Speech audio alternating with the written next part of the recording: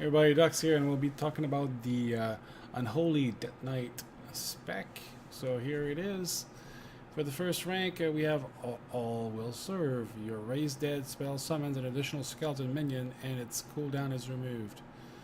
The next one is Bursting Sores, which when a Festering Wound bursts, it also deals 20% of all its damage to all enemies within 8 yards of the target. There's not like one super big AoE, but they have a few AoEs that deal a little bit of damage, and that's why I wanted this one. Is just if I'm gonna do AoEs in a fight, dungeons or through leveling, I wanted to have enough AoE that I feel comfortable I can kill stuff fairly quickly. You also have Ebon Fever. Your Virulent Plague deals its damage 50% more frequently. Then the next rank is Infected Claws. Your Ghoul's Claw attack has a 50% chance of a Festering Wound on the target. Festering Strike now applies 1 to 6 Festering Wounds. And Blight Rune Weapon, your next 3 successful attacks inflict the target with 2 Festering Wounds. I just went with this one because it comes directly from me using the abilities. It hasn't anything to do with auto attacks, which is not bad, but again, as a cooldown of 1 minute, this is constant. I can constantly put this on. And then this one is related to a pet, so that's why I just preferred pests and pustules. Next rank, we have Unholy Frenzy. When a Festering Wound bursts, your ghoul gain 100% increased attack speed for 2 seconds. This could be interesting, but I preferred Castigator. Each Scorch Strike, Critical Strike bursts an additional Festering Wound. The runic power gained from triggering the Festering Wound is increased by 3. And then the other one was Clawing Shadow, deals 13k shadow damage to the target and triggers single stack of Festering Wound if it is present on the target, and it replaces your Scourge Strike. So I went with Castigator. Next one, I picked the Sludge Belcher, which basically makes your ghoul pet, into a abomination. Like, I guess you can't see it because I'm hiding it. But anyway, the choices here are a little different. Like, this is a little bit of a DPS increase. Then you have Asphyxiate, which is a CC for 6 seconds.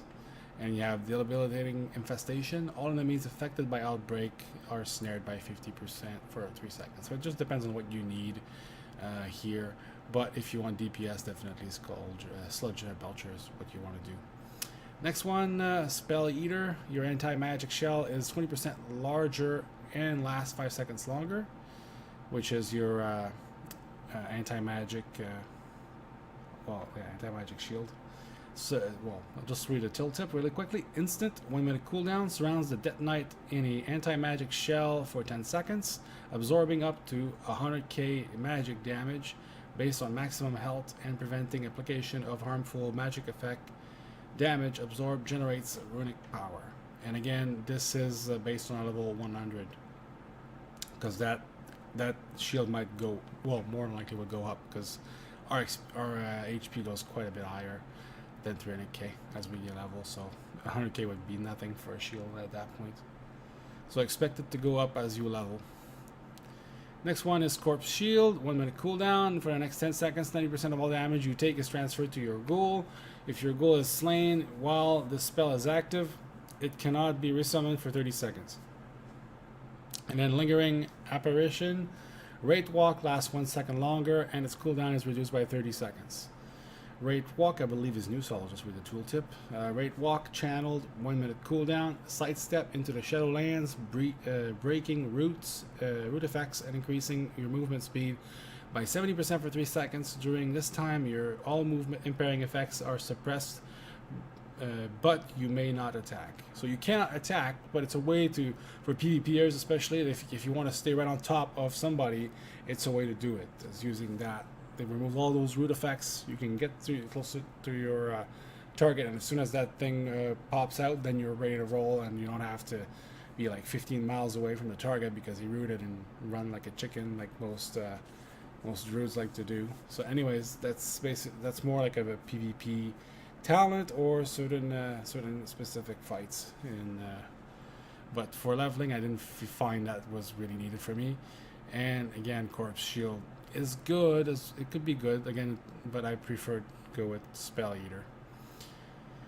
Next one, Shadow Infusion, passive, dealing damage with Dead Coil will increase your cooldown of Dark Transformation by 2 seconds.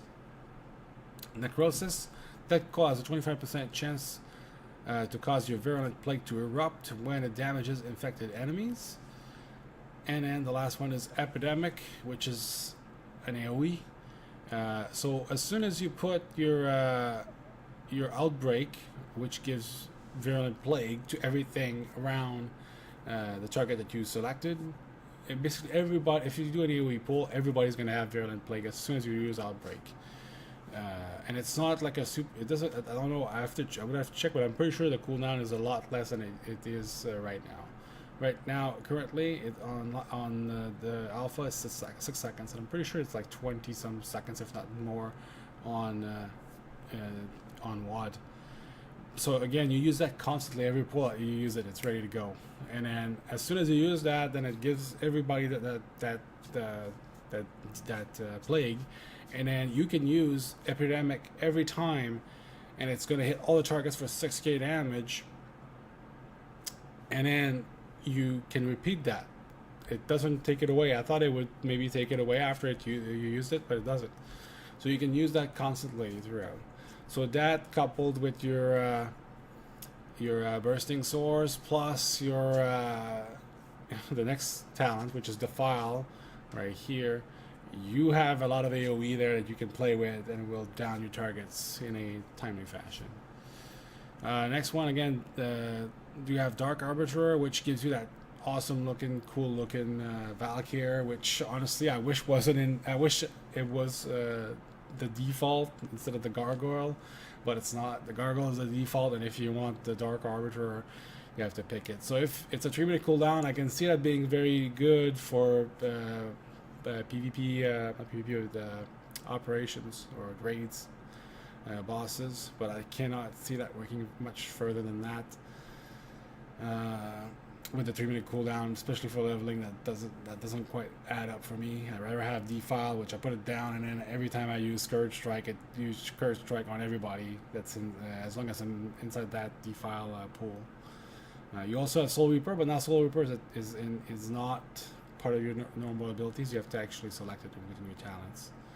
And strikes an enemy for 7k physical damage. After 5 seconds, up to 3 festering wounds on a target will burst. If 3 wounds are burst, you gain runic corruption. Again, it's not bad either, but again, if I had the choice, I probably would pick it between those two. That's just my thinking here. Again, if you liked it, make sure you thumbs it up, and I'll see you guys on my next video.